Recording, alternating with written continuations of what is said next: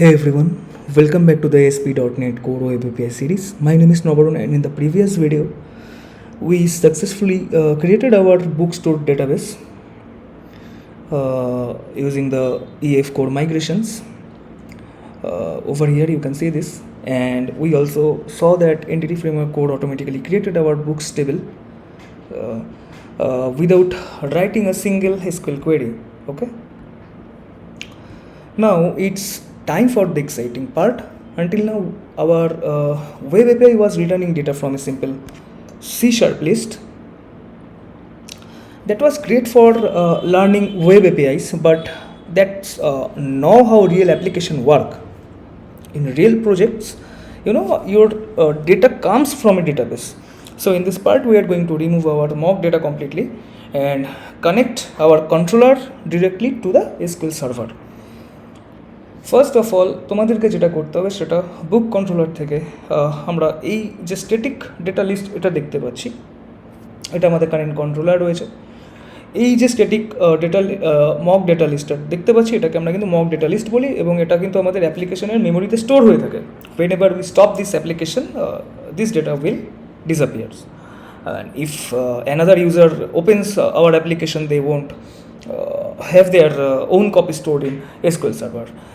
That is why this mock data is useful only for the learning purposes, but real applications always store their data inside a database. So let's remove this completely. Okay, এবং আমরা এগুলোকেও কিন্তু সরিয়ে দেব। আচ্ছা, এগুলোকে সরিয়ে দেওয়ার আগে আমি জাস্ট অনলি এখান থেকে এটাকে সরিয়ে দিচ্ছি, কারণ আমরা যেটা লিস্ট অফ বুকস দেখেছিলাম সেটা কিন্তু আমরা এখান থেকে শিখে নিতে পারবো যে কেন আমরা এই জিনিসটা ইউজ করেছিলাম, এনিউমারেবল লিস্ট বুক। ওকে, এটা কিন্তু এরকম হবে না, এটা কিন্তু অন্য একটা কিওয়ার্ড দিয়ে আমরা করবো, সেটা আমরা স্টেপ বাই স্টেপ দেখবো। Okay, our controller should be now empty like this. Okay, except for the class declaration, সেটা কিন্তু তোমরা ডিলিট করবে না। ওকে, এবার বিষয়টা হচ্ছে যে আমরা তো আমাদের লিস্ট অফ বুকসটা রিমুভ করে দিয়েছি, তার জন্য এটা রেড হয়ে গেছে, ক্যান নট রিজলভ বলছে। Then how will our controller communicate with the SQL server?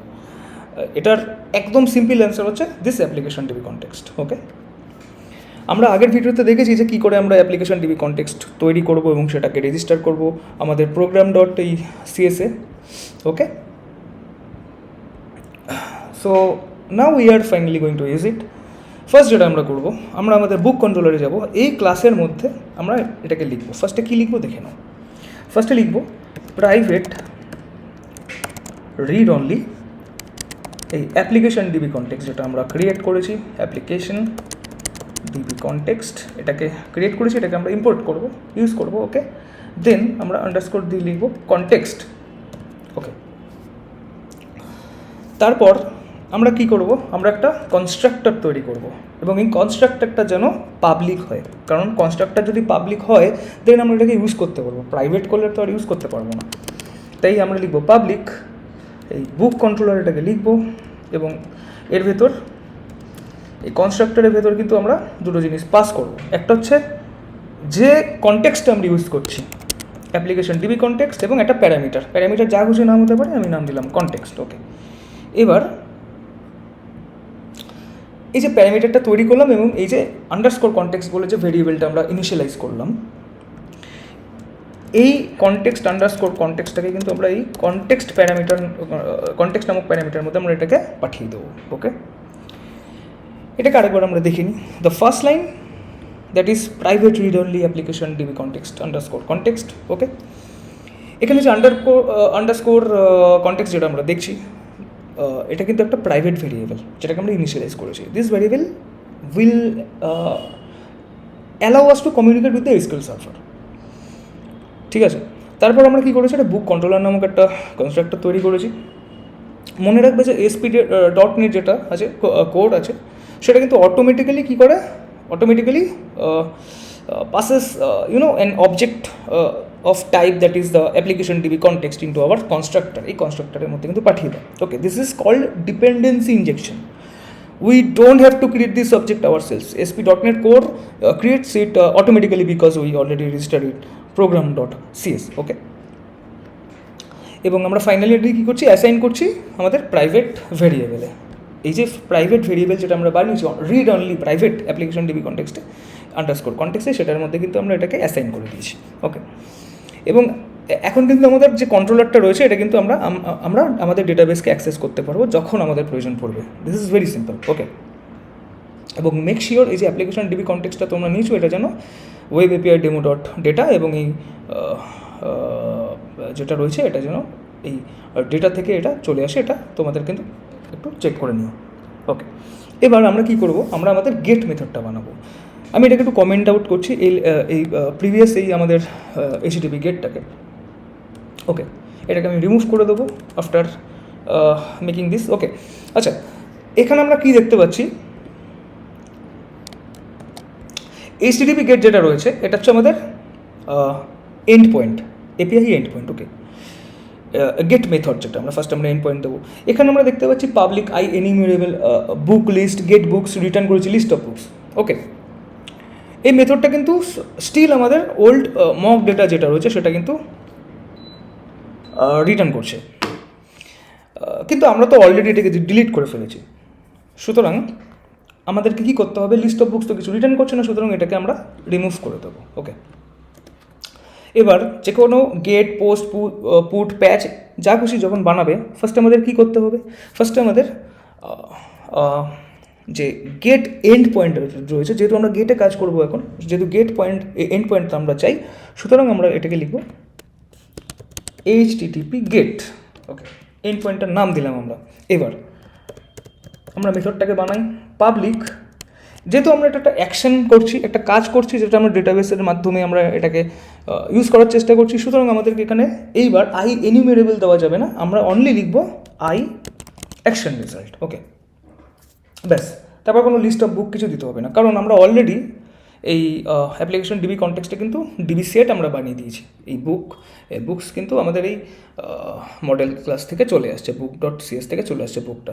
সুতরাং আমরা বুক কন্ট্রোলার ডট সিএসে যাবো, এখানে গিয়ে আমরা ওই মেথডটার নাম দেবো গেট বুকস। ওকে, আগেরবারও আমরা গেট বুকস নাম দিয়েছিলাম, এবার আমরা সেম নামই দেবো। ওকে, এবার আমরা একটা ভ্যারিয়েবল তৈরি করবো, ভ্যারিয়েবলটার নাম দেবো ধরো বুকস, তোমরা যা খুশি নাম দিতে পারো। এবার এই যে কনটেক্সটটা আমরা ইনিশিয়ালাইজ করেছি, ওকে, সেটাকে আমরা নেব, নিয়ে ডট, দেখো অটোমেটিক চলে আসছে DB set of books dot, যদি আবার ডট দিই, এবার আমি অনেকগুলো বই দেখতে চাই, গেট মানে কি অনেকগুলো কিছু পাওয়া, একটা লিস্ট পাওয়া, সুতরাং আমি এটাকে লিখবো টু লিস্ট। ওকে, টু লিস্ট করে দিলাম।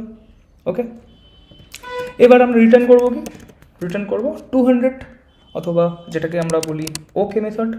ওকের মধ্যে আমরা এই যে বুকস যে ভেরিয়েবলটা আমরা ক্রিয়েট করেছিলাম ওটাকে পাঠিয়ে দেবো, দ্যাটস অল।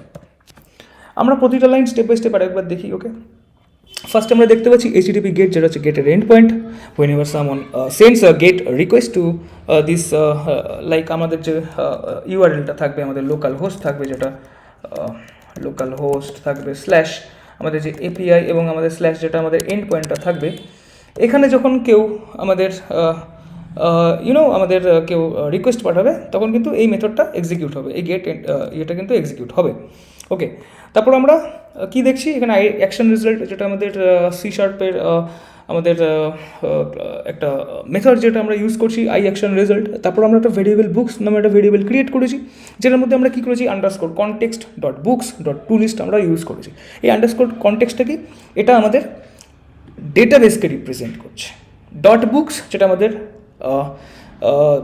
টেবিলের এসকিউএল সার্ভারের যে টেবিলে যেটা বুকস নামক টেবিলটা রয়েছে সেটাকেই রিপ্রেজেন্ট করছে। ওকে, অ্যান্ড ফাইনালি যে আমাদের টু লিস্ট রয়েছে, this actually fetch all the records from the books table and convert করছে সি শার্প লিস্টে। ওকে, যদি সিম্পল ওয়ার্ডে বলতে চাই, একটা সিঙ্গেল লাইনে যদি আমি তোমাদের বলতে চাই, সেটা হচ্ছে like go to the SQL server underscore with the help of underscore context, then read every record from the books table, এই বুকসের মাধ্যমে, এবং return them to me, to লিস্টে আমাকে কনভার্ট করে দিয়ে দাও।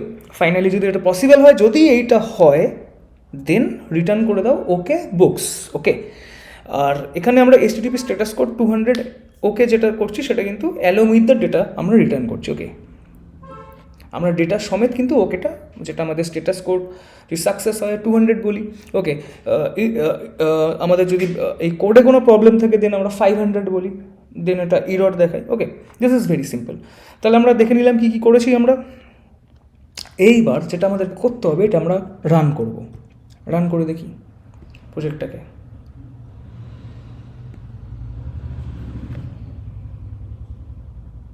ওকে, প্রজেক্টটা কিন্তু রান হয়ে গেছে, আমরা দেখতে পাচ্ছি। আচ্ছা, এবার আমরা কি করব, এই যে লোকাল হোস্ট যেটা রয়েছে, আমরা আমাদের পোস্টম্যানটা ওপেন করি। পোস্টম্যানে আমরা কি করছি, আমি তোমাদেরকে শিখিয়েছিলাম যে ফার্স্টে কী করবে, ফার্স্টে লোকাল হোস্টটা তোমরা ইউজ করবে, যেটাতে তোমাদের ব্যাকএন্ড রান হচ্ছে, দেন API/API করবে, দেন সেই কন্ট্রোলারটার নাম দেবে বুক।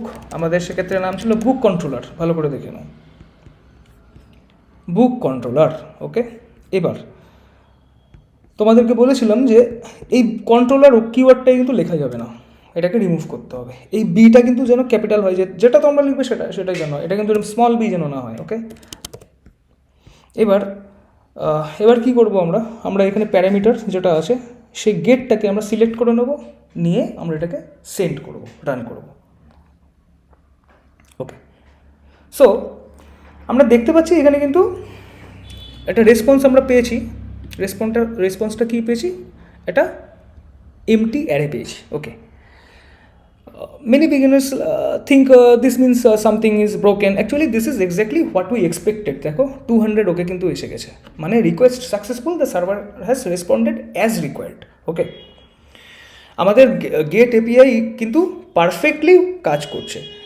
The database simply does not contain any kind of records. আমরা তো কোনো কিছু ক্রিয়েটও করিনি, বুকস টেবিলে কি কিছু তো নেই আমাদের, it's completely empty, So the EF is correctly returning an empty list, okay. That's actually good news. It means our web API is successfully communicating with the SQL server, okay. এবার আমরা কি করব, যে আমাদের যে SQL সার্ভারটা রয়েছে সেটা আমরা একটু ওপেন করে দেখি, ওকে।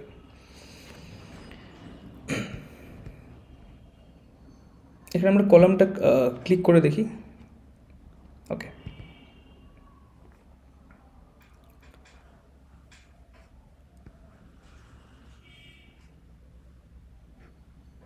ওকে, আমরা কিন্তু দেখতে পাচ্ছি যে এখানে আমাদের বুকস যে টেবিলটা রয়েছে সেটাও কিন্তু তৈরি হয়ে গেছে।